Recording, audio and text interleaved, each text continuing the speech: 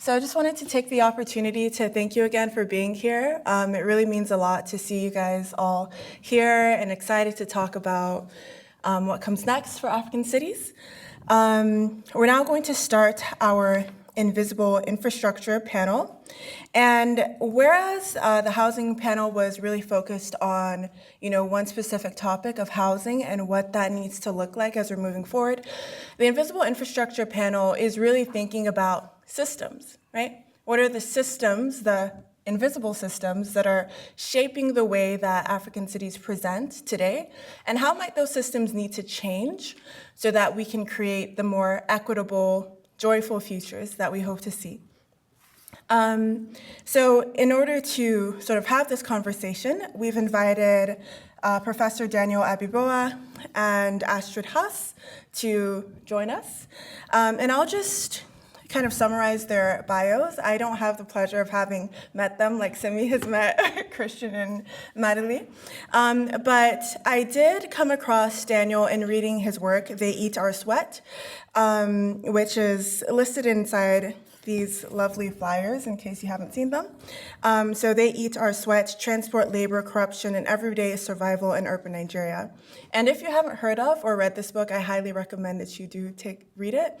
I think what really struck me about this book was the methodology that Daniel employed in order to write the book, right? So he actually took on the persona of being a Danfo driver, and maybe he'll talk about this experience in this panel, and basically really stepped into the shoes of people who are doing everyday very difficult work, but at the same time are making the cities work, right? So Danfo drivers in our mobility panel, we're talking a lot about different types of systems, how people get around. And even though they are very critical to mobility in the cities where they work, they're also often ostracized. And in that system, they're also part of a larger political system that kind of manipulates them somehow, but also allows them to take agency. And so the politics of that is something we will discuss a little bit in this panel. Astrid's work is really interesting to me because as an economist, she's also looking at systems, but kind of from a more eagle-eye view, but also very much up close. And she's thinking about governance, working with administrators, maybe in the administration panel, you've talked about this a little bit, but really working with the people who are designing policies that shape our everyday lives. And so I think her work is very interesting. She's been featured in a number of top publications. I would also encourage you to read her work. But with that, I will, unfortunately, I can kind of see, I have to turn around to see them, so that's not the best, but maybe I'll just stand like this. But with this, I will launch the panel and ask the first question, which is for both of you. And so the question is, why should we care about cities? What analytical frameworks do cities offer us that other topics, such as education, the workforce, politics, healthcare, industry, etc., maybe don't offer us? And please feel free. Okay.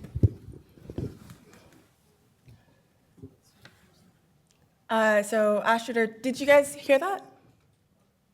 Yes. Who did you want to go first? Astrid, you can go first since you're muted.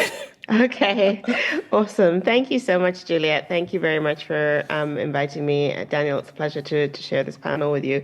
I apologize for the lighting and everything else. Where I am right now, it's 3:30 a.m. in the morning. I think this is a first for me, having tried to give some sort of coherent remarks at 3:30 a.m. in the morning, so forgive me for that. But this shows just how much I care about cities, right? Like, this is my bread and butter. This is what I think is really important for the African continent. So I work as an independent feminist economist. I'm Ugandan.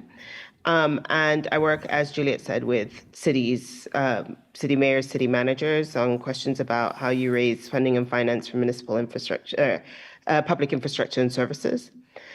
And at the same time, I also work across research, so I kind of straddle both divides. And so why did I choose cities and why did I end up in cities? Because this was by no means where I started. I started off as a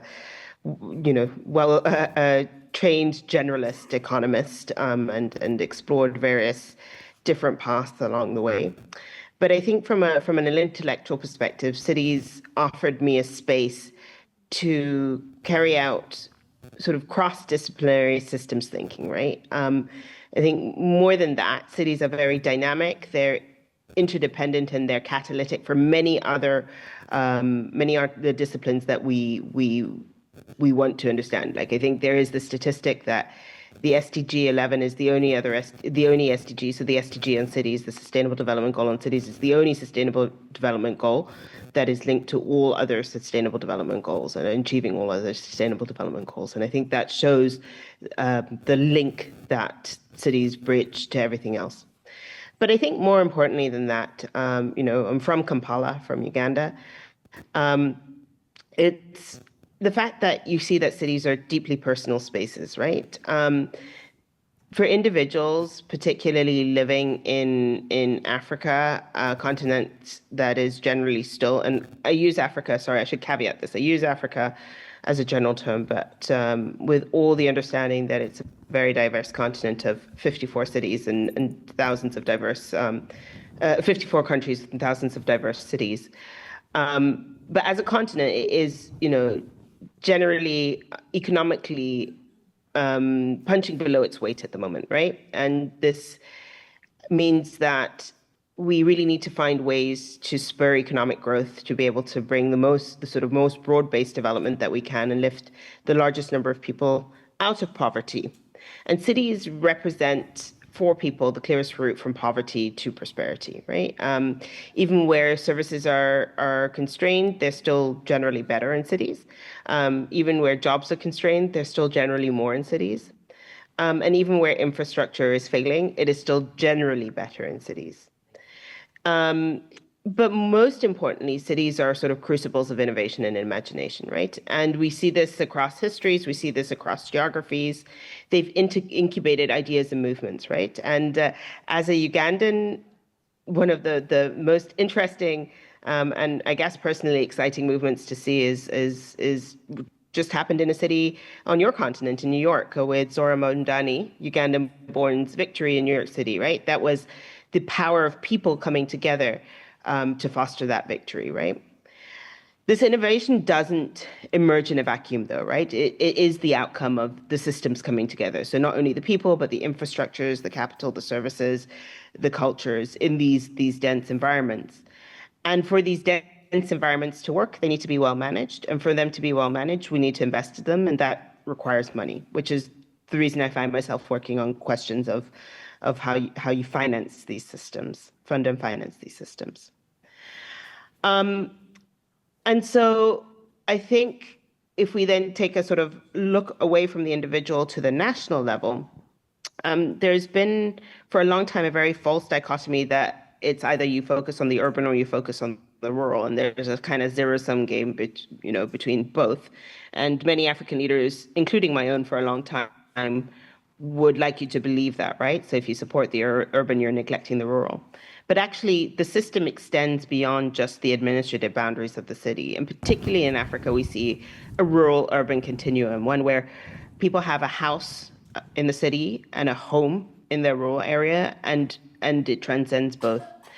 More importantly, cities can act as multipliers and do act as multipliers for rural areas where as countries urbanize, the demand for food increases, particularly more processed food. This increases opportunities for value addition across the value chains, and this can lift a lot of farmers and agricultural workers to sort of the next stage of development. And then there's, from a financial perspective, there's also the question of flows of remittances.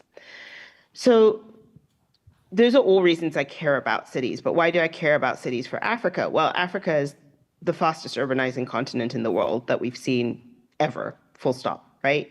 So if it were to follow the trajectory that we've seen, economists don't agree on a lot, but seems to be an area that economists up until recently have found some agreement, which is that, when you urbanize, You industrialize, it leads to economic growth, and this is, one of the facets of economic transformation and long-term development. And in Africa, we haven't unlocked that yet. We're urbanizing without industrializing, and the growth dividends have not come yet. But if we can unlock this, it is an incredibly powerful force, as we've seen from Europe, the US, Asia, which have all ridden this sort of city-driven growth wave as their path to development. And most excitingly for me is that about 2/3 of the urban infrastructure across the continent has yet to be built. So we have the opportunity to shape it now. And as Juliet said in her opening remarks, to create the Africa we want and the Africa we need. All right, thank you so much, Astrid, for that lovely introduction. Hopefully you can still hear me, even though I'm not at the mic. Yes, we Okay, can. wonderful. So I'll just sit for the rest since our guests are online, and I think that also makes it possible for you guys to jump in. So Daniel, we'll go to you now. Thank you. Yeah. Do you want me to comment on the first question? Yes, please. Yeah, absolutely. Well, thank you for having me, and it's a pleasure to spend the afternoon with you all. It's afternoon here, late afternoon. So when I think about city, the first thing I think about is memories, right? I grew up in Lagos, so one of the fond memories I have about cities is going to Bar Beach, and Bar Beach was this very popular and public space where people could hang out. If you had your first date, you took them to Bar Beach. If you had graduation, you went to Bar Beach. Bar Beach was where you mounted your first horse ride. Bar Beach was everything. So I think about city as this melting pot, this sort of no man's land where everybody can come in and mingle, that is filled and charged with a lot of emotions, right? Joy, a little fight on the side, a little suya or barbecue on the other side. So city has been this place that just has tremendous energy, right? Energy that cannot be contained, energy that refuses to be contained.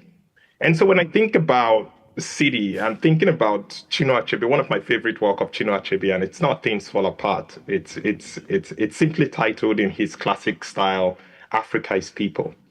And I think I just removed the Africa and I put city there, and I think city is people. And I like to combine Chinua Achebe with another urbanist called Abdul Malik Simon, who would later publish a work called People as Infrastructure. So these are the two things that sort of between the city's people and people as infrastructure sort of summarizes my own experience of what a city is. That a city ultimately is living, is breathing, despite or even because of the ruins of the city, that it defies, right? It is defiant. And I think about the kinds of alliances and support systems and care networks that the city allows for, that ensures that people continue to defy expectations, to continue to struggle to survive against all odds, despite or even because of their situation. So for me, then, the city was always a place that cannot be limited to binaries, useless binaries, really, that we see in many parts of, that we see that has sort of infiltrated a lot of our common language, formal, informal, public, private, legal, illegal. We are talking about a city where the lines between all these demarcations are blurred. We're talking about a city where something may be illegal, but socially legitimate. We're talking about a city where, people constantly see so-called formal and informal actors working together to govern space. Such like when you are in the streets of Oshodi and you see a motor parked out in close conversation with a police officer, extorting money from transport operators. What does that even mean? Who is the state and who is the non-state in those situations? It's very difficult. So I see the city as a place that we can learn from and that can challenge some of the assumptions that we have, especially as Africans, African subjects who have absorbed ideas from elsewhere. And seek like missionaries to apply it to ourselves, to correct ourselves, to fix us, with the assumption that there's something wrong with us, right? So Africa is always started from what it's not rather than what it is. I think the city, if we look carefully at the city, what we rediscover is the philosophy of Bole Kaja, the Yoruba philosophy, which is come down, let us fight. And that's what the city is, a site of contestation. And I think this is what I remember and I recall about the city. And I can say more about that later, but let me leave it there for now. All right. Thank you so much. That was very poetic. And I think, the city as a site of contestation is very interesting. And I think definitely a place where different groups are thinking about how can we stake our claim.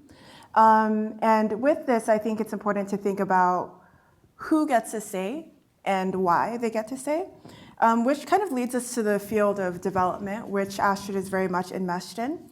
And so a question for Astrid is kind of to talk about her experience working in economics and in global development broadly. What changes have you seen? And what trends do you see in development that are exciting? What things do you see in development that are less exciting or demoralizing? I love this question because it brought up a lot of sort of personal thoughts. So you'll forgive me. I will sort of answer this question with some personal reflections. So the biggest trend that I've seen over the last couple of years is this growing recognition that we need to decolonize development thought, kind of to what Daniel just mentioned. We need to take our own narrative back into our own hands and shape our narrative as it suits us, because so far we've always been the recipient, right? And we kind of seen a little bit of a more, the visible manifestation of this is, conferences and panels and publications now sort of centering questions of epistemic justice, knowledge asymmetries, inviting more people from Africa to sit on panels. And, I'm glad this discourse has been forefronted, right? I think from a personal experience, it's also deeply frustrating because I think the rhetoric far outweighs what the practice is. And just to illustrate this, this past week or past 2 weeks, I was sent by chance a draft concept note for a global study on African urbanizations, which is, a topic that is incredibly important that many of us from the continent have been working on for a very long time. And I looked and there was a list of 25 authors and co-authors, and there was not a single African. And when I raised this with the authorship team, I was told it was hard to find Africans working in this space, which was the great irony, responding to an African working in this space. And so let me unpack that a little bit further. Why does this happen? And again, take a little bit of a personal route to this.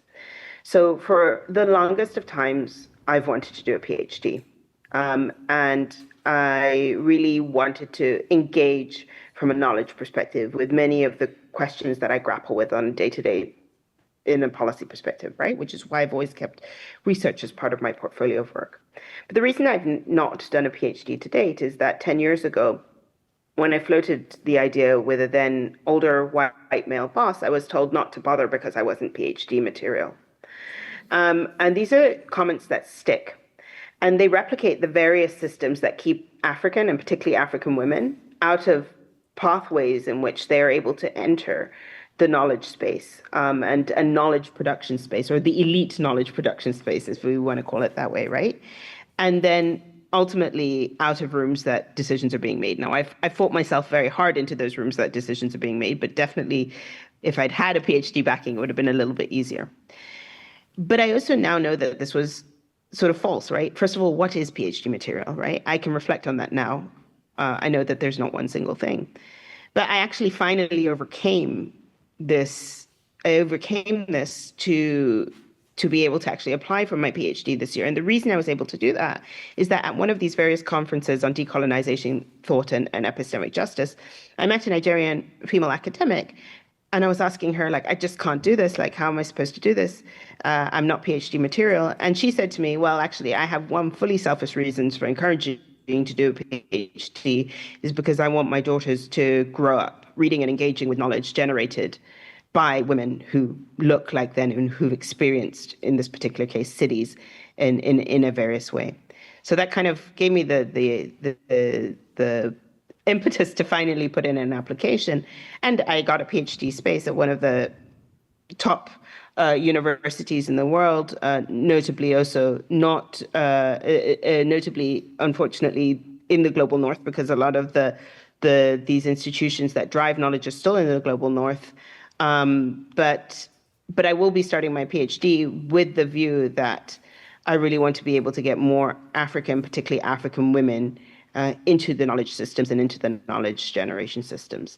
So in conclusion, yeah, the field is changing in terms of the rhetoric, but if we're really sort of serious about decolonizing development, we need to move beyond representation being symbolic, right? It really needs to be structural.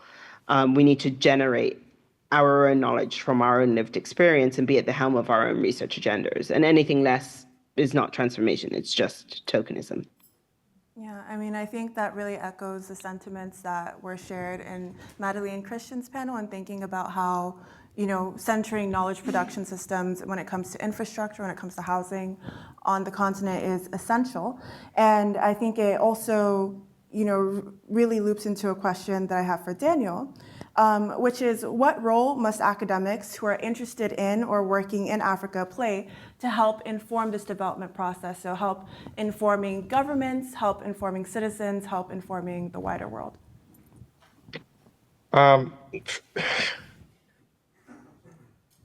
So the way I see it, and yes to all the things that Astrid has mentioned, and for the academic, especially the academic in the global north,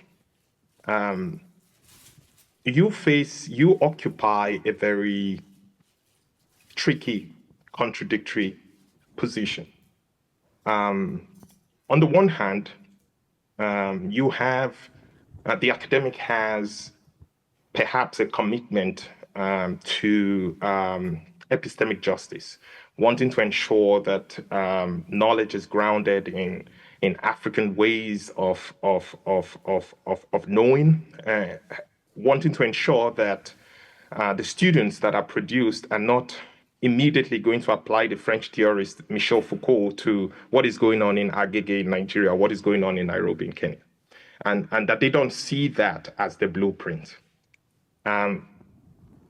But in another sense, you are not just relating to the continent, you're also relating to a hegemonic system that shapes promotions and that has no incentive in those kinds of narratives. In fact, doesn't regard those narratives as intelligible, as understandable. When Gaitari Spivak spoke about can the subaltern speak?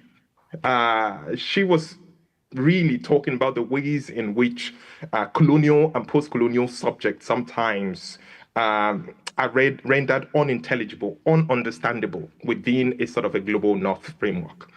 So in that sense, then you need to tailor as well. You need to be very smart and tailor yourself to those promotion standards that ensures that you remain in that system, because there's no point in you vacating that system and then you vacate a system of power that could have ensured and allowed you to support those who are coming, those who can look at you and say, I feel represented. I feel like someone that looks like me is down there. So you are navigating these multiple spaces, right? These spaces of both being yourself and not being yourself.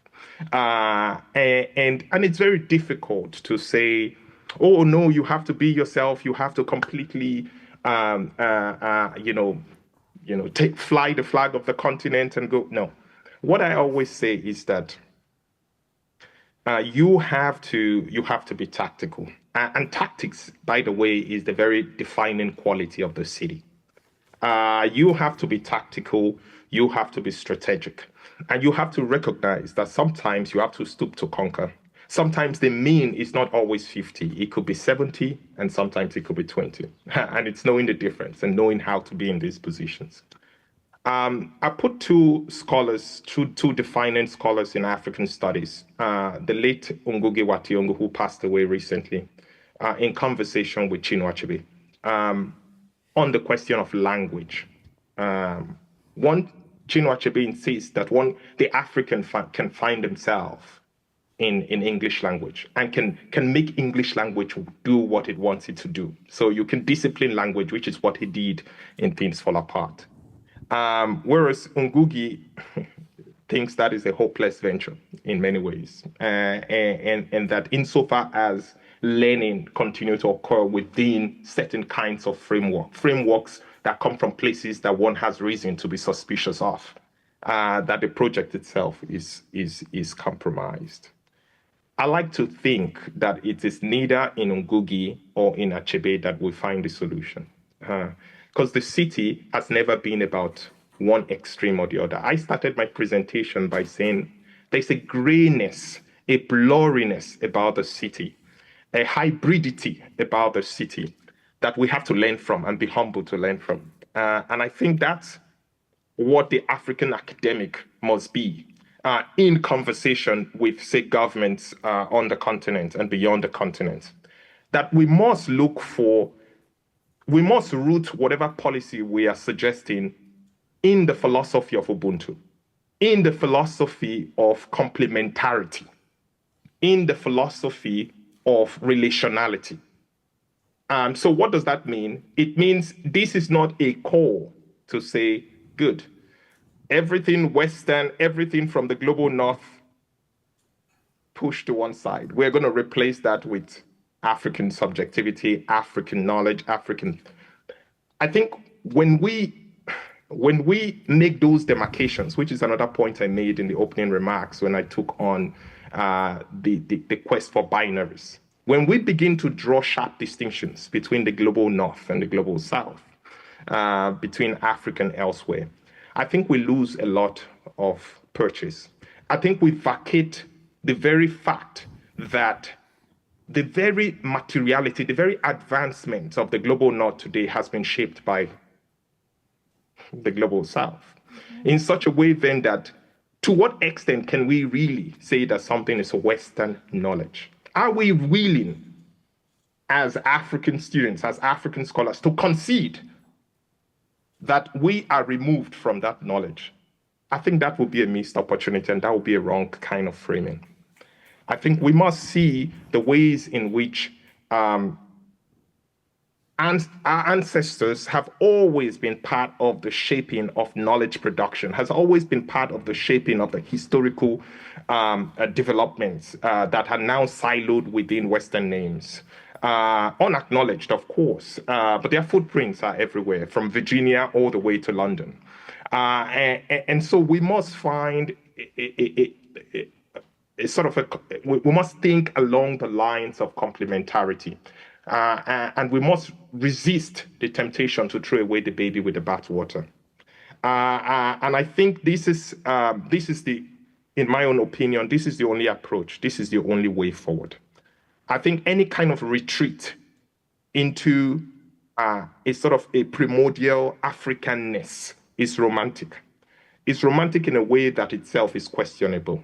And we see it in many ways. And this was the whole point that Fanon was saying when he said the promises of the first nationalist on the continent was that we are going to reap the fruits of Uhuru. And that we are going to, that it's seek ye first the political kingdom, and every other thing will be added onto you. But in the end, it seemed to me that, as Fanon would say, we got even the worst version of British colonial rule. And he says, well, give me the original copy and don't give me these fake imitations which were what these nationalists were in many sense, because it was never really about the us. It was about replacing the white masters. It was about moving into these positions of power. And so I think that we must develop the street smarts that come with the city, the kind of 419 mentality, as they say in Lagos, that comes with the city. And that means that we must be open-ended. We must keep the options open and refuse to foreclose whether that is knowledge systems, whether that is opportunity, whether that is looking to Europe or looking to China or looking to ourselves. We must keep all of these options open. We must be smart. Shine your eyes, they say. And I think all of these things are already contained in the city. And if we look closely at the city, we'll realize that any attempt at binarization, any attempt at extremes does not happen, because the city is the site where is the melting point where all of these things happen. And I think I will end here. I think the biggest issue as well is that as academics, we don't really know who we are in these spaces. We're kind of confused subjects. And then sometimes we unleash that confusion, or we project that confusion onto the people we study and the continent we study. We need to figure out, I think, first for yourself, where you stand, who you are in this situation. And I think the first question begins with oneself and begins with who is a professor and who is recognized as a professor. I was doing something very funny. I put in a ChatGPT, what does an anthropology professor from Africa looks like? It didn't look like me. It was so far removed. And as I got very interested and I started put all of these things, very few things. It was just somebody, a white person, a man with a tie, with folded long sleeves, sitting in the middle of a marketplace. The usual marketplace you would get. I don't know what it was. It looked like some computer village in Lagos. Well, anyway, it was far removed, and I thought, my goodness, after all the work I've done, I don't even figure in this thing. I'm a footnote here. So, listen, the solution, to put it blankly, cannot be one or the other. It has to be somewhere in the middle. And we have to become 419 in a sense. We have to develop the smarts of the city. So I'll leave it there. All right. Thank you so much, Daniel. I think there's a lot of things touched upon in that answer, from thinking about, centering the self and knowing the self in order to take this view where you can now think about different knowledge production systems. But also really interesting was this idea of complementarity and relationality, right? And I think that is essential in this kind of growth objective, forward-looking objective that this conference really embodies. And so keeping in mind that we want to avoid binaries, I want to ask Astrid what it would look like to prioritize equitable growth, and what kind of systems are existing now that maybe need to change, and how do they need to change? And to make the question even more difficult, what tactics might we employ to change them? Again, a very fascinating question, and things that I grapple with on a day-to-day basis. I think, firstly, my conclusion, I always sort of hoped or wished or maybe had the rosy eye goggles to think that, equity was a natural outcome of development, right? The more that we develop, the more equity will be part of the process's outcome. But I realize that's not the case. In fact, far from, right? It needs to be deliberately designed into our systems. And I think this is especially true in cities, because where, the urbanization process has, across history and across geographies, lifted millions out of poverty, it has also deepened and entrenched inequalities in many, many places, right? And it has defined who has access to the city and who doesn't have access to the city, who has access to the decision-making processes, who doesn't, really sort of defines what these outcomes are. And in the spaces I work, right, which is very much around how you finance public infrastructures and services, It's seen as a very technocratic space, right? You just need to find some sort of technical solution, unlock the financing, finance the infrastructure, and the outcome will follow. But in my work with cities, I realized that there is no such thing as a technocratic solution, right? How, particularly when it comes to finance, how you raise money, how you spend money has deeply political and social consequences. And essentially, it means what gets built, and what gets built holds along for generations. So it has generational consequences, and therefore who's benefits and who's left behind. And I think so now from the area I work in, I think one where we need to tackle this equity question very deeply, and this is again harking back to now my forthcoming PhD research, where I hope to look into this much more, is that our global infrastructure agenda and the global infrastructure agenda that is, by definition, actually being imposed on African cities as recipients of money from various different places is largely driven by models that obscure at best, but probably outright ignore, being the more clear definition of what's really happening, any sort of gendered social dimensions of what the outcomes are. And I think cities sit at the heart of this challenge is because where sort of infrastructure investments converge. And we can see how this convergence is happening in a way that is perhaps not ideal through sort of the increased financialization of infrastructure, right?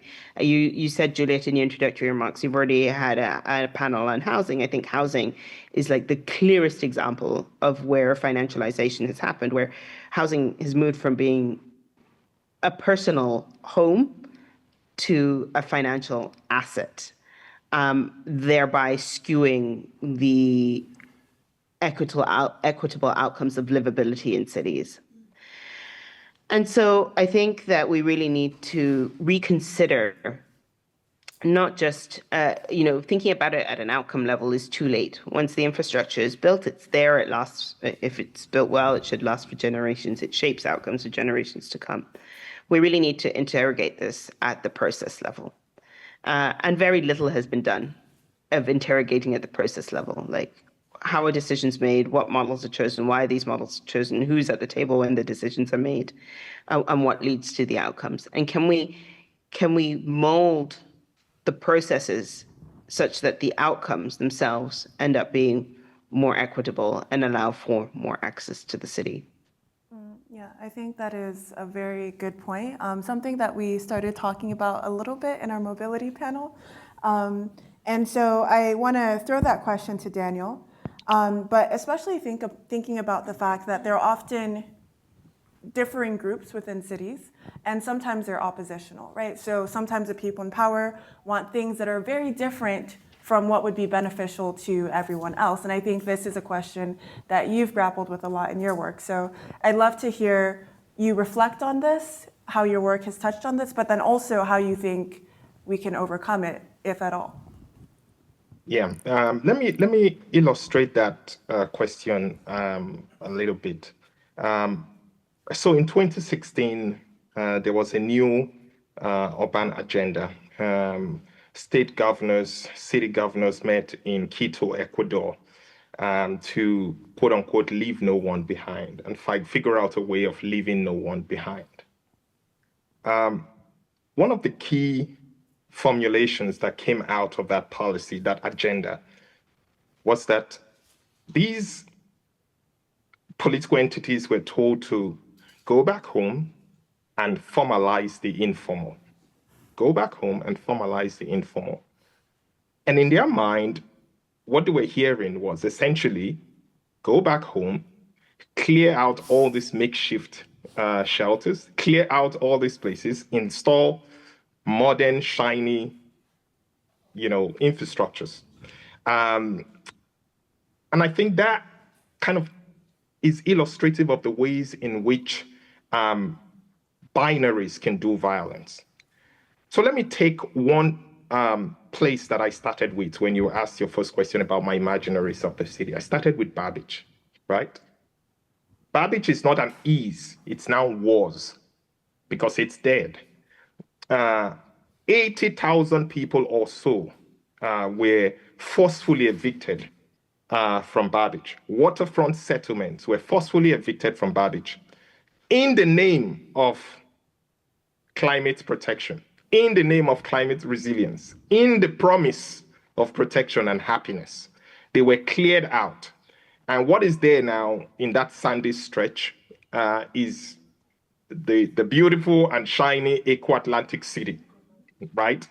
An Eco Atlantic City is supposed to be this urban enclave that it's virtually impossible for a middle-income African to even be able to afford any of the apartments there, because they are starting at something like 700 million US dollars. I mean, where are you going to find that money to afford it? So what we are seeing essentially is the foreclosure of public space for private interest.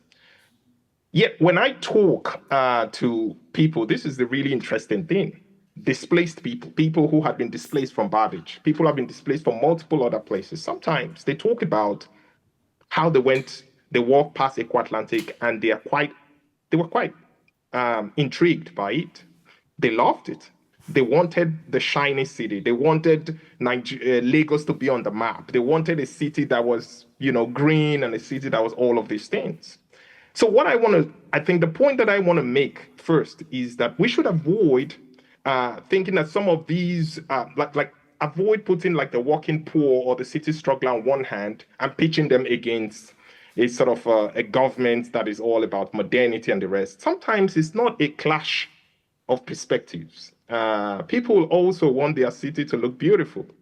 They want to have all the investment. They want to have all of these markers of modernity, whatever that is. But oftentimes, the question comes to where is their place within these visions, and where is their place within these imaginations of the city, and which, again, I'm picking up on something I mentioned earlier, which is that the city is people.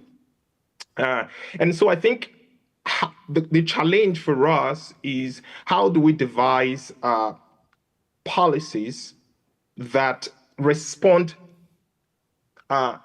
more to the needs of the people than to the logic of the market? How do we center people in the perspectives, in the development perspectives that we embrace?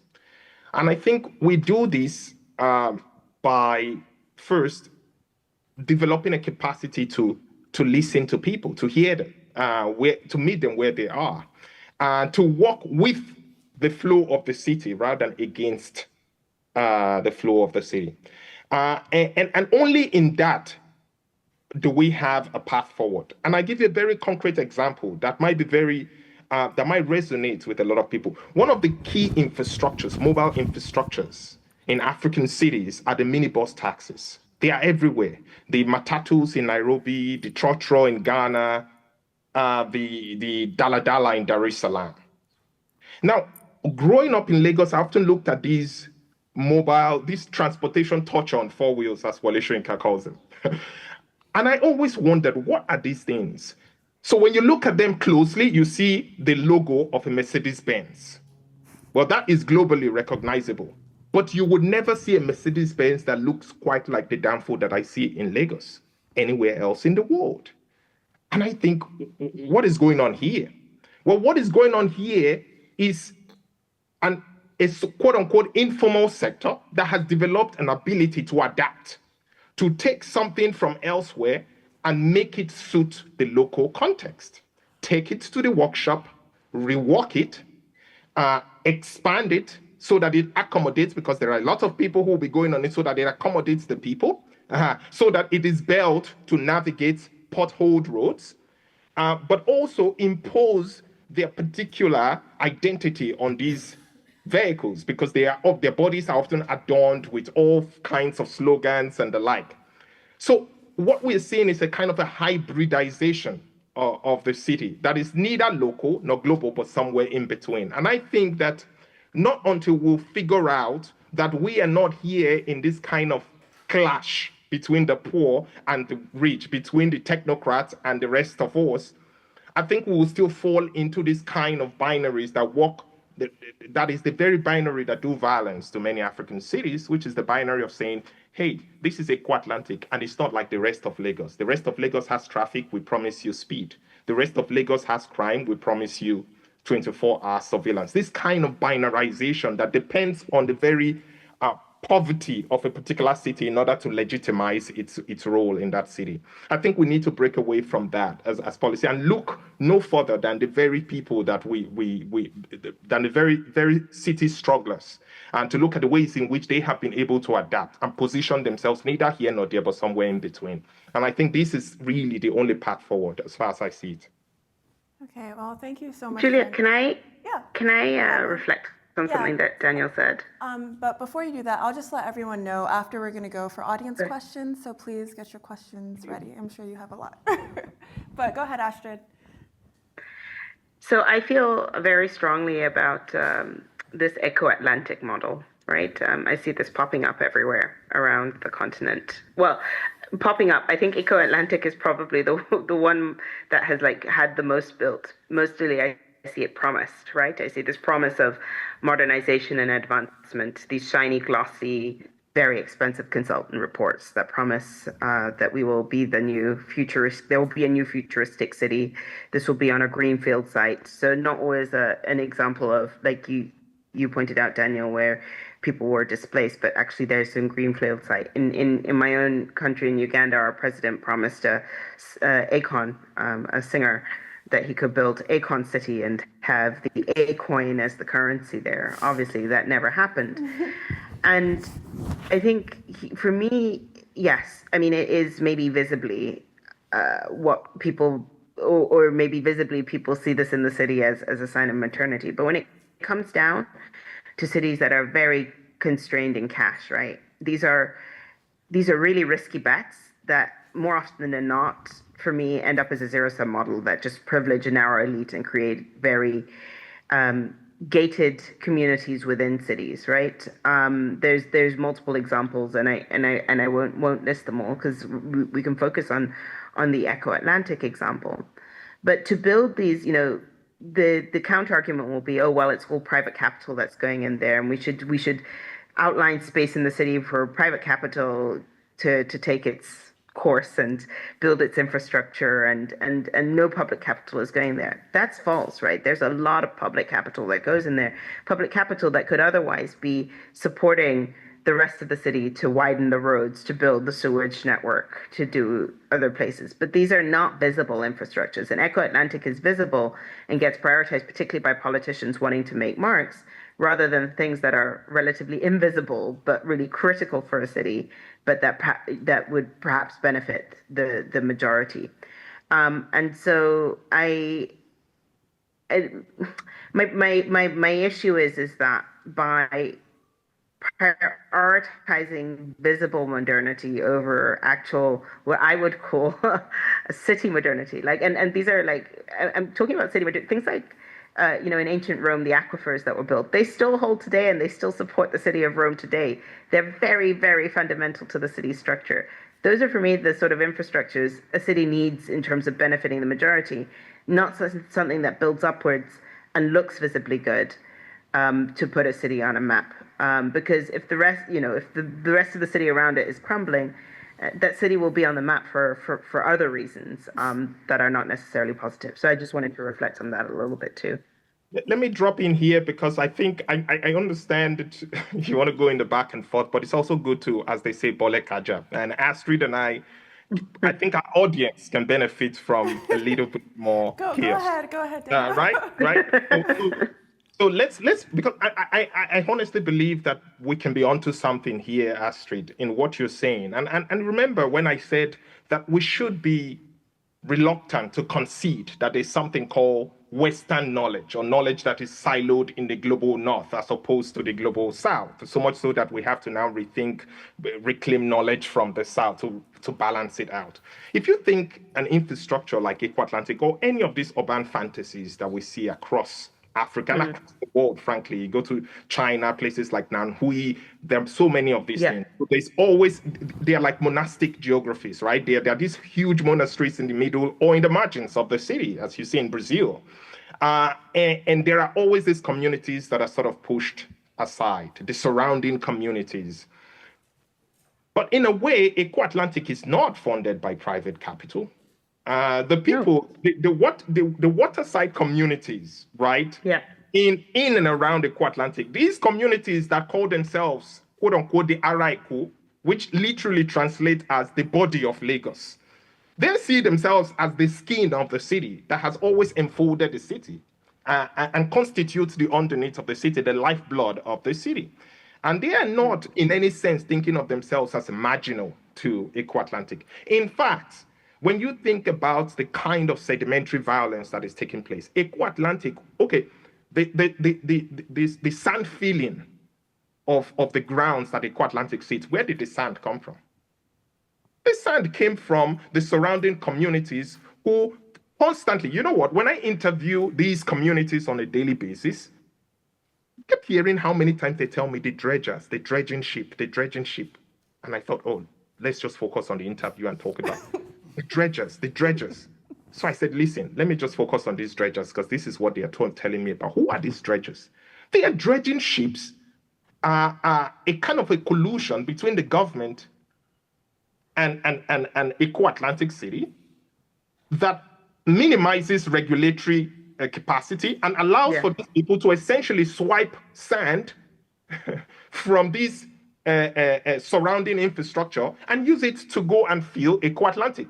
And even when they put sea defense walls there, these are just channeling water from Eco Atlantic and other choice properties to these other communities. And they can tell you that since Eco Atlantic came here, we have been seeing an intensity in sea level rise and flooding that is taking place in our community. So they are the sacrifice zones of capitalism, right? And they are the sacrifice zones of this state corporate partnership. A partnership that we already saw through British colonial system when British were working with Unilever and all these companies to outsourcing violence to some of these people, outsourcing predation, exploitation to some of these companies. We're seeing that again and again happening. And what is the answer from the point of view of the state? Become a neoliberal subject, which means become an enterprising subject, which means in the local language, do it yourself. You know, Nigerians have a saying for this: every household becomes its own local government, right? If the electricity is not working, you come up with what is called a passive neighbor generator. Generators shipped in from China, generators that are loud and noisy. And if you cannot afford that, well, you resort to Pandu light or paraffin. And so you begin to see the ways in which the wealth of the few is built out of the infrastructure of the many, in such a way then that to what extent is infrastructures like Eco Atlantic private capital or built out of the sweat and blood of the surrounding communities. And I think this is very important again to emphasize that point of relationality in such a way then that one can see Eco Atlantic in one sense and say it is shiny, it's from the outside, it's Western, but in another sense, Eco Atlantic was built out of the surrounding community. And that's another way of seeing it.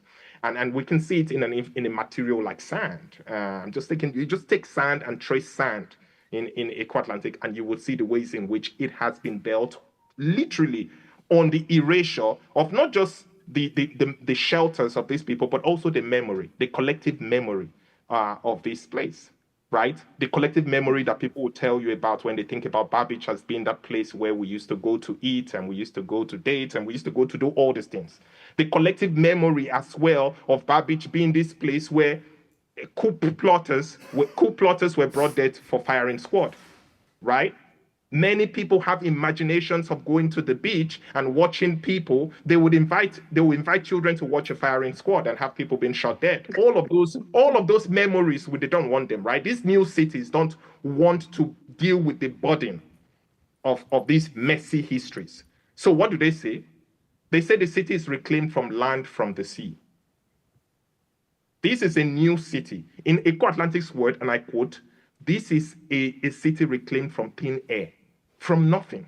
So there was no history, right? It was entirely from the sea, as if the sea itself is not history. So I think these are all important aspect that we have to bring into the conversation to see how all of these things fit in. The erasure of memory, the physical violence that is going on, the sedimentary violence, because sand itself occupied many things in local imaginations of the city.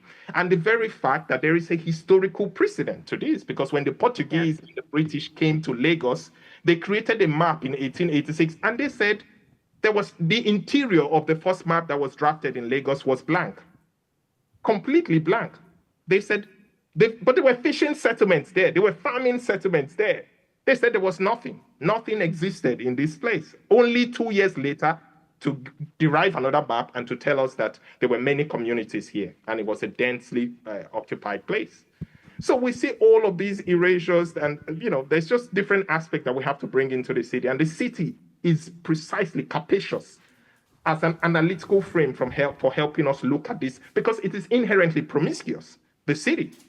Yeah. And this is why it allows us to be able to engage with all from speculative aspects of the city, which is what you focus on, Astrid, the financial aspects, all of these things, to the very music of the city, the very language of the city, the very memory of the city. All of these things come together in the city itself, which is why it remains a very powerful lens. All right. Yeah, thank you so much. I feel like there have been a lot of very thought-provoking things said by both Astrid and Daniel, and I want to thank you for that.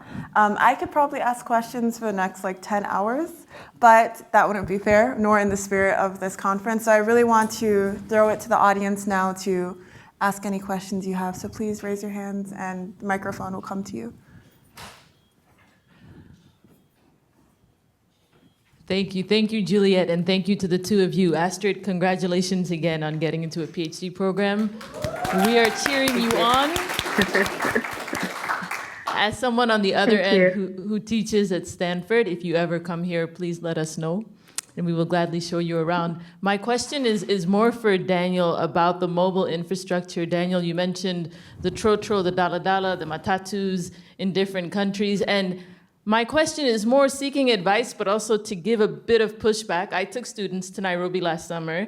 I wanted them, it was a literature course, I teach literature and art, Ngugi wa Thiong'o came up as well, but I wanted students to get into a matatu. Stanford, the university paying for the trip, said no. They said that it was not safe, and to be honest, I agreed with them. I've been in daladalas in Tanzania where a tire has blown out. I've fallen into an auntie's lap, her kid has fallen into my lap. It was very hectic. And so I understood the university not wanting to put a group of American students at risk because of potential lawsuits. I also know that on the trip, one of my students had a family member who died in a matatu when she was traveling from a village to go to, I think, to a wedding. And so I recognized the safety challenges of it, but also the beauty of the ways in which communities have taken old school buses or old cars and made them their own and made them fit for their environments. So I wonder, as you promote these sorts of mobile infrastructure projects, how can we, to tie into what Madili was talking about earlier today, how can we take from the past what is useful, but leave behind the things that are not useful, or leave behind the capitalist structures that end up having people cram too many people into the matatus, or maybe not take them into shops for repair? So as you give us that example of matatus as useful infrastructure, I'm curious to hear you talk more about how we can maybe have something even more radical to keep people safe. And in this regard, Astrid, I think about boda bodas, which are really popular, the motorcycles in Uganda. And once you cross the border into Rwanda, the safety level just skyrockets because of the ways that Kagame's government makes sure that people have to have helmets for their riders and they have to follow specific speed laws. So I don't know if, Daniel, if that's a useful example, or if there are other types of mobile infrastructure models that you think we can think about today. Thank you. Excellent question. I happen to think that the mobile infrastructures like the daladalas, the matatus, they are actually the safest infrastructure. If you take everything into account, the nature of the road, systems, the level of extortion that takes place on these places, they are rugged infrastructures that have been designed to navigate these spaces. And I give you a concrete example because I'm not at all romanticizing these dalalas. Many people lose their lives on a daily basis using these forms of transport, not to talk about the figures that navigate, that the drivers, the conductors, and the kind of memories that people have of rhetorical violence as well that happens to them on a daily basis. But if you take a project like the Bus Rapid Transit System, which was World Bank funded and arrived in Lagos around 2008, which was designed to quote unquote modernize the city. What happened when government adopted this Bus Rapid Transit System policy was that in their mind, the downfalls was an embarrassment. Never mind that one of the first sites of black capitalism was informal transport.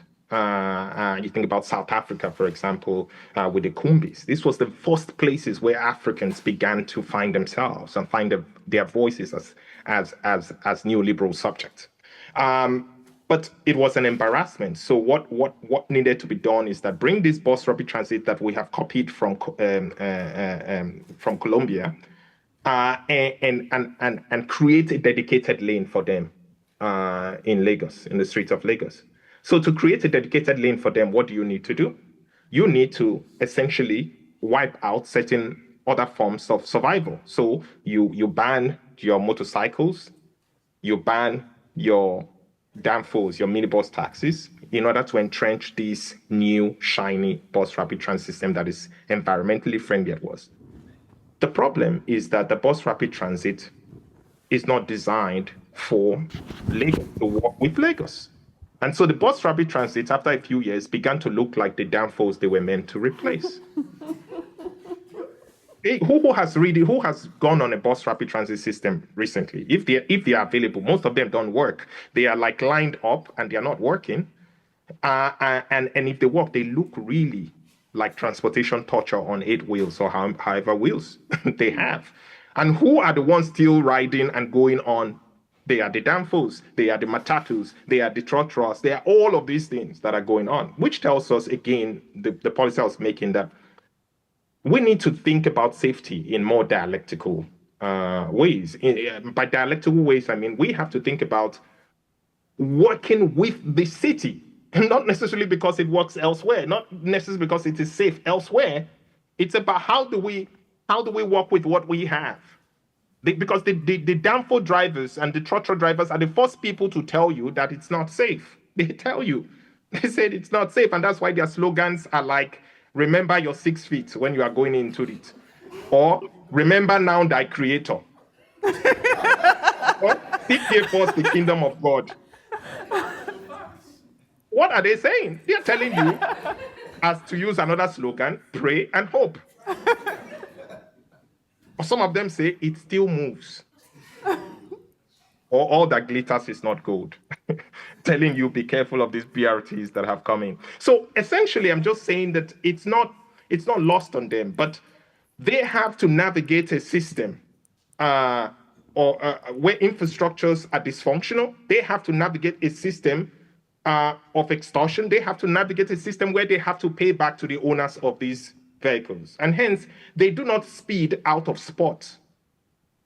They speed because there's a necessity of survival. So I think security and safety has to be adjusted to the context in which these people navigate. Otherwise, then the risk is that we criticize the very beings that we sort of created. And passengers, and you may know this, Astrid, from being in informal transport.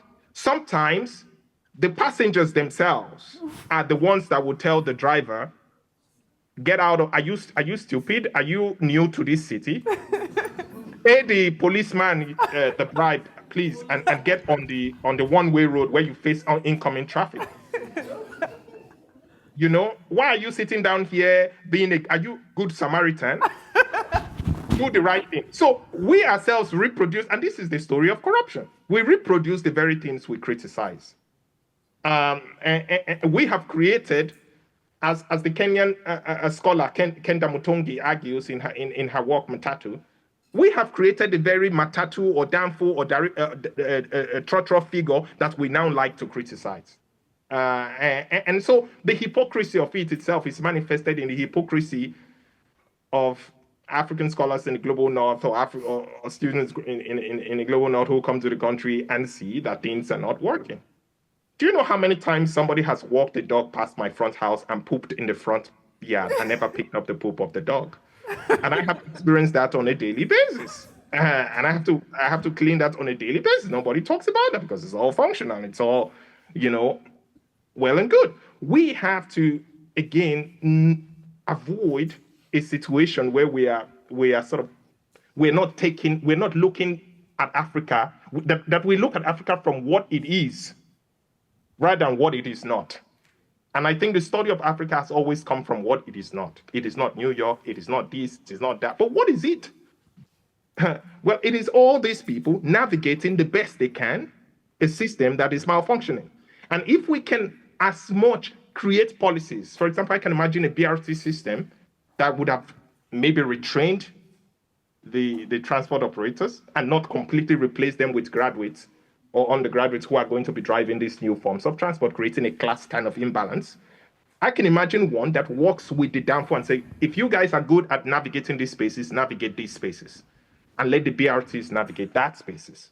So it's not an either or zero-sum game, but that it is both and, that it works with what is there.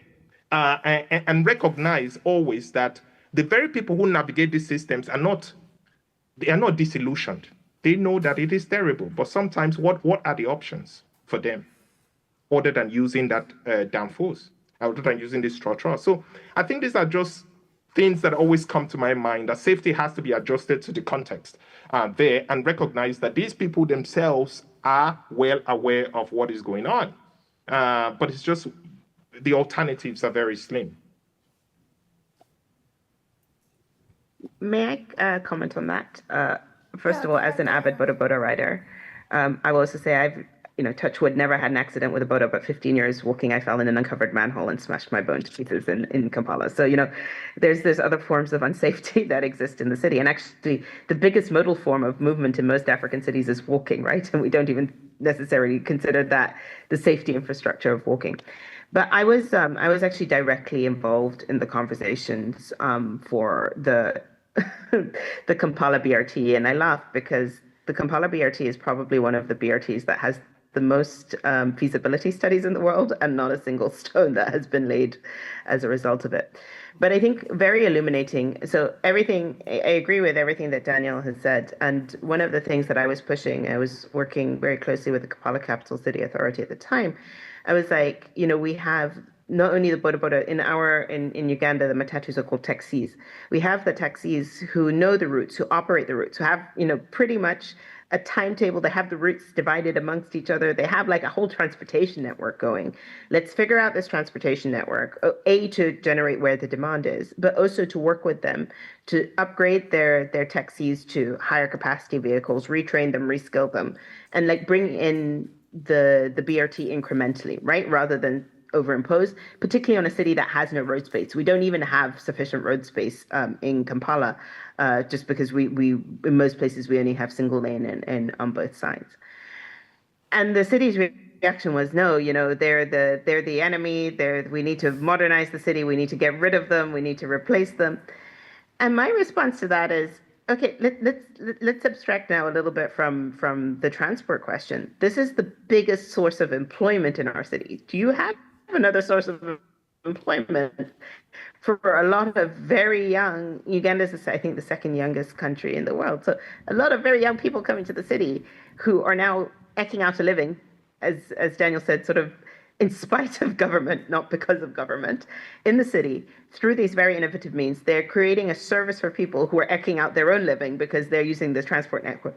What are you going to do with all of those jobs that are then lost, right? Are you going to just assume people are going to sit and say, no, and through long and laborious conversations, we finally got to a space that was then taken over by another organization to start creating these transport forums or transport platforms where we suddenly brought the city and the transport operators into the same room and speaking to each other.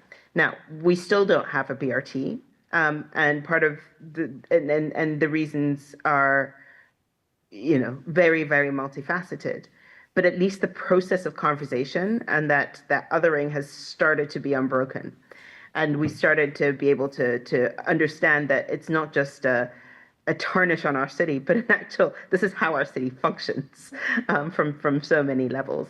And this was really not the position of negotiation that the city started from right at the beginning in thinking about the BRT structures.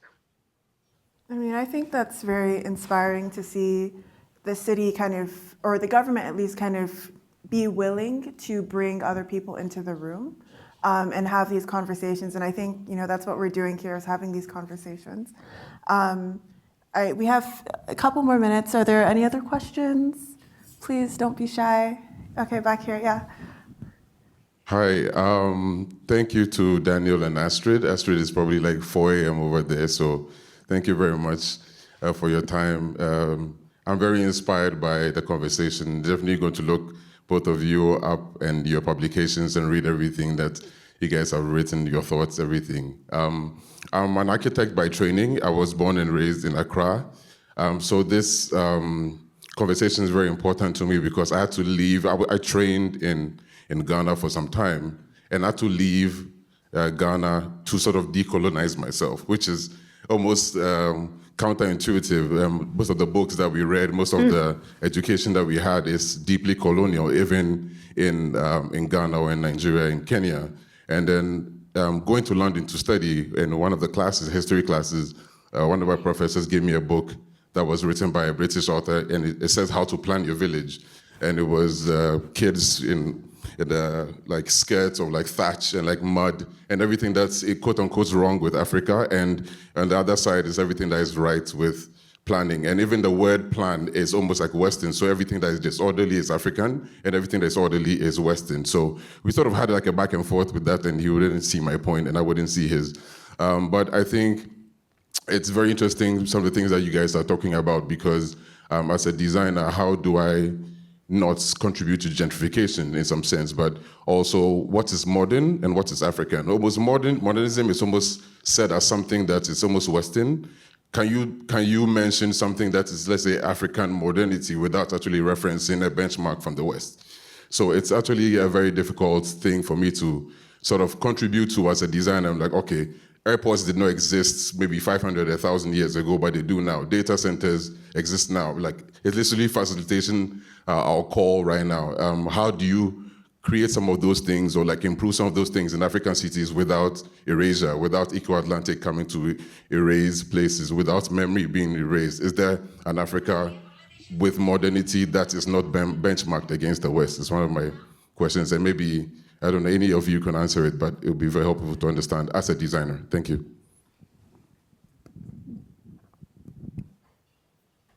Yeah. I have some thoughts, but Daniel, do you want to go ahead?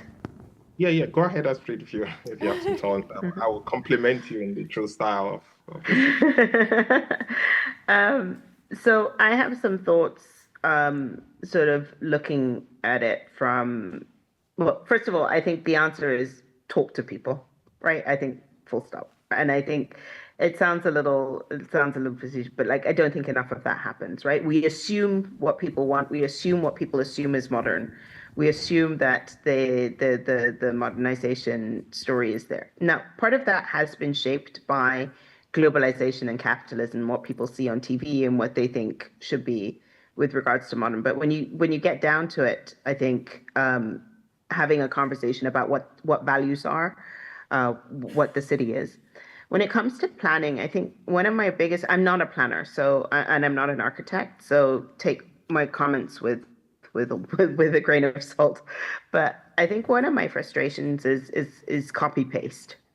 And I see this a lot in governments in terms of how plans are made. It's copy paste. I mean, to some extent, it is actually copy paste. So I've read plans that have clearly copy pasted from other places because they reference, for example, coffee chains that don't even exist in the city that they're supposed to be planning for, right? So we're literally going copy paste from other places, rather than looking at what's there and understanding what works and planning around it. And I think that's for me much, and maybe this is naive, not coming from the planning tradition. I think when I read, for example, the plans of my own city, we have one of the most complex land tenure systems in the world. In Kampala, we have 4 concurrent land tenure systems and no land administration database that tells you which land administration system works where and who owns what piece of land, right? So it's super complex. But when I look at our Kampala physical development plan, I think like something on page 8 or something, I don't remember the page number, don't quote me on the page number, but it says this plan is based on the assumption that we assume away the land tenure systems. And I'm like, how do you assume away a land tenure systems when this is so fundamentally part of what our city is built on? It's so fundamentally part of the historical, cultural value that people see in this, right? You can't just assume it away and then build, like the rest of the plan will fall in place. So I think it's really about taking what is already there, talking to people about what values are there, and trying to design with that in mind and around that. And I will just make one more point that I think, interestingly, one thing that I am seeing now, a little slowly and a little on a small scale, but with climate change and the discussions around climate change, there is now, at least in architecture tradition that I come across, obviously very, very minuscule part of what you see, but a realization that a lot of architecture in various African cities has actually already taken this into account. It's actually already been built in a way that is more sustainable and more, has higher ventilation, has higher than design structures that are being assumed to be modern, right? So we're actually now realizing that design structures that are there actually already serve a purpose of our world today. But as I said, this is it's a microcosm of what I see. But those are just some of my reflections. I'm sure Daniel has many more coherent ones. You've made the definitive point, which is what you started with: simple, obvious, but a stumbling block yet for architects and planners. The city, talk to people, right? Talk to people, and if you go back, one of the great works in this field was written by Jane Jacobs already in the 1960s, right? Yes. When she's talking about the life and death of the great American cities. She was taking aim at planners who were not taking at all the perspectives of people. Downtown is for people, she says in one of her earliest publications, just a couple of years before she had the breakthrough with the book. Downtown is for people. And I think it's easy to say, oh, this is happening in Africa, but it's also happening here in the US, where you're planning out the poor, you're planning out the homeless, because you don't see them as constituting the body of the city. And this is why in the wake of COVID-19, New York began to sort of find a way of doing away with the homeless people that were on the street. So I think it's important to put people at the center, but also not just people. We also have to think about the modern people, because we're thinking about the ecosystem as well. So we can't just center people. And so the modern people think about the ecosystem itself is very important, and which is something going back to Astrid's point that roots us in the cultural traditions, because people in many African cities, the histories and the cultures was a history that learned to live with the modern people, and having that sense about us. And I just end with this piece here, and you may know this. The Dutch architect Rem Koolhaas, took students right to Lagos in 1999-2000, right, to study the city, but he was too scared of the city. So he borrowed a presidential helicopter and navigated the city from from the top. And this is where he was trying to map the city quite literally. We're not talking about something that happened in Jane Jacobs' time. We're talking about something that happened at the turn of the millennium.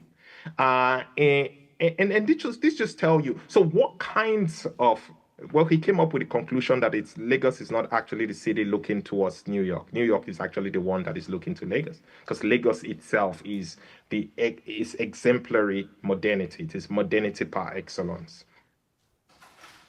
I'm not sure. Clearly, his documentary was completely alienated the people he talked about, because it was kind of a bird's eye view vision of Lagos. If he had spoken, he would have learned very quickly that Nigerians are talking about Japa, running to New York, running to all of these places. They also aspire. They're not celebrating. They don't even have the word romantic modernity translated into their own local language. What is modernity? What is modernity in Yoruba or in Hausa, in Igbo, in all of these things? What is that?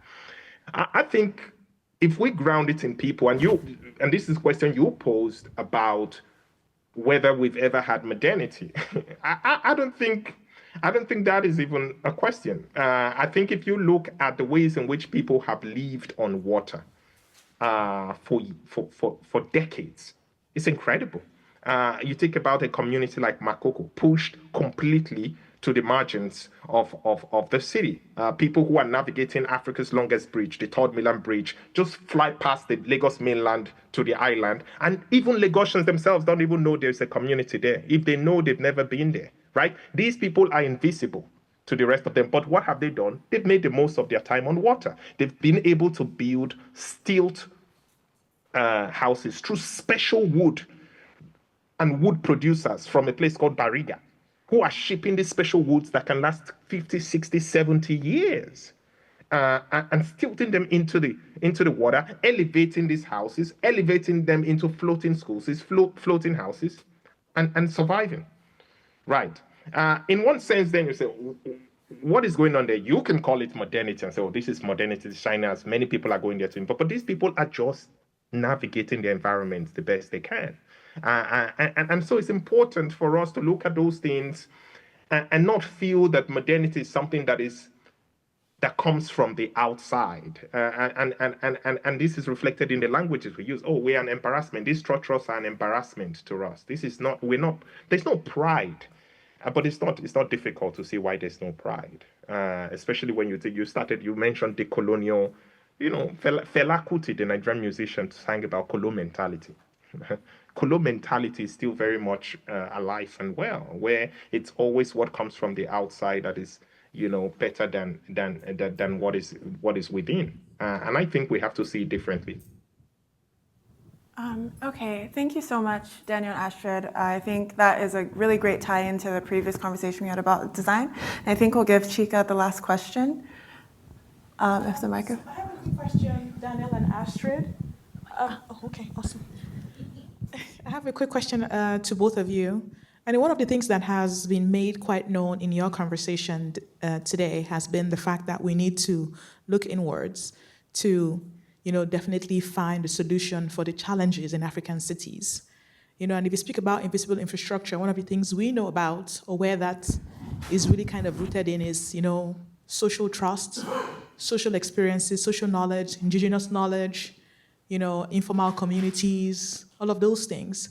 So I think my question would be about how do we collect this information for it to become something that we can start to look to, to implement in our cities, right? Because I think I remember Christian also mentioning how we need to codify this information as well. But how do we even begin to collect it? Because, if we're thinking about what is subjective, how do we put that together? How does the information we collect become something to look to? Like, how do we now find the, almost like, I want to say, an aggregation of what becomes, key within the information that we collect from these cities that we now start to look to as a kind of code on how we should build our cities?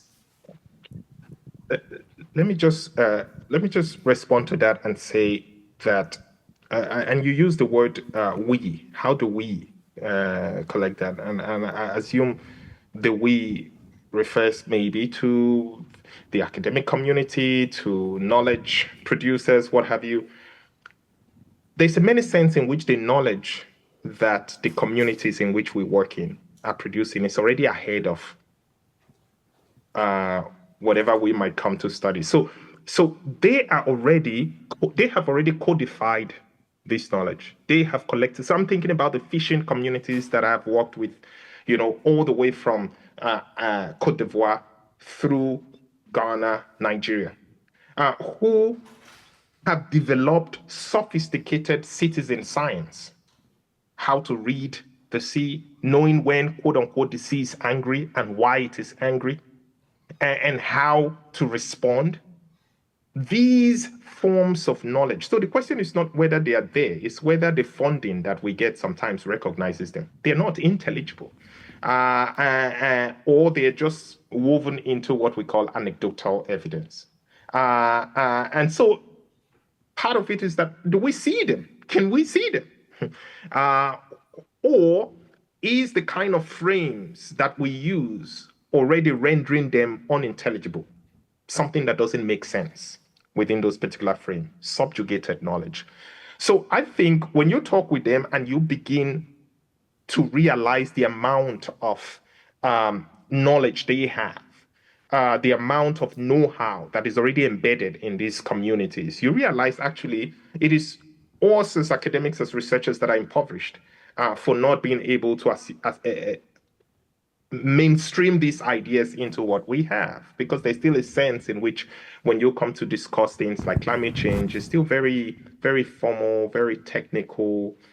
It's not living, it's not breathing, it's not alive in the perspectives of the people that are around there, in the citizen science that are there. So part of what we've done, therefore, a concrete example that we've done is that I'm part of a West African climate change cluster that precisely tries to address this point that you're raising, which is an important point, which says, let's bring the hard scientists, right? The geomorphologists, the sea level projectors, let's bring them in conversation with the sociologists, the anthropologists, the political scientists, right? And let's ensure that when we approach a subject like climate change, we're not just seeing it as a place that anthropologists come, clear the ground, and science come and plant on it. That we can go into these spaces and see the ways in which these citizen science can inform what we are doing here, and that we can learn, we can treat these spaces as spaces that can be learned from. And not unless we develop that kind of humility to see that knowledge is already happening, it's already systematized.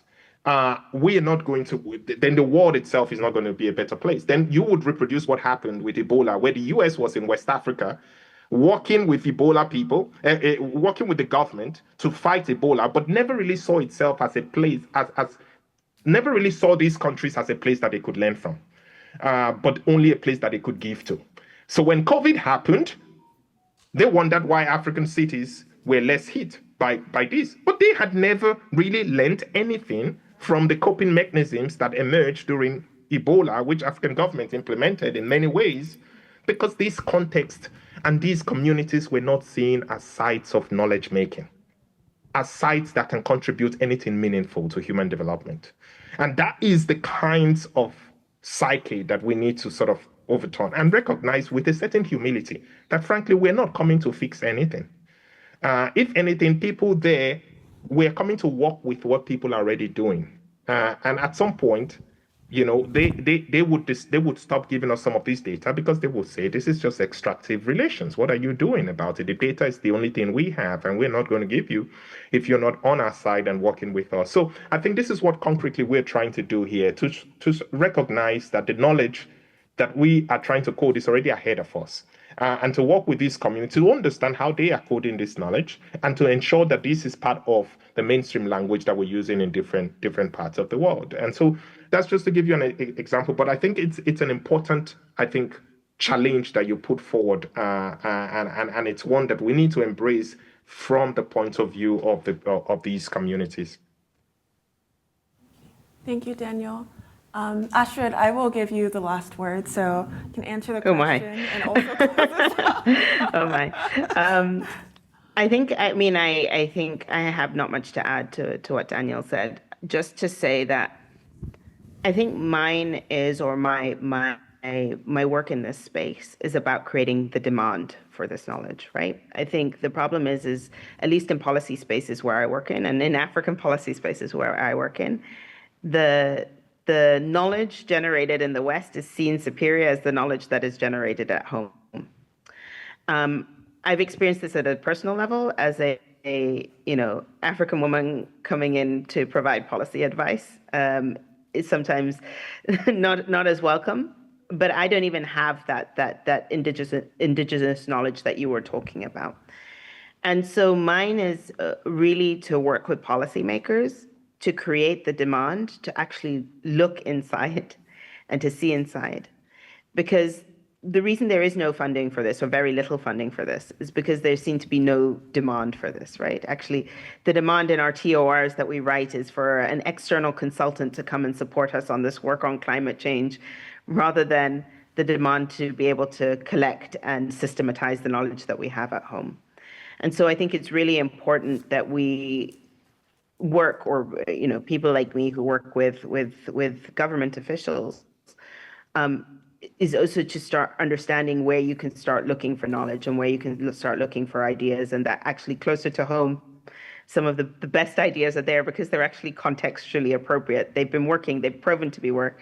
And it all comes back to, I think, the theme that both Daniel and I have agreed upon through this whole conversation is you got to talk to the people.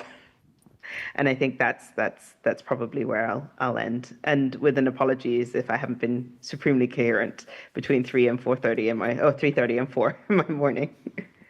Well, thank you both so much. I feel like this conversation has been very enlightening for me. I won't speak for other people, but I think I've definitely enjoyed it. It's really great to talk to you guys. I know we had a lot of calls, or a few calls, a lot of communication in between, so it's great to make this happen. I hope, Astrid, you have a great rest of your day. Daniel, I hope you have a nice evening. Thank you so much for joining us. Great.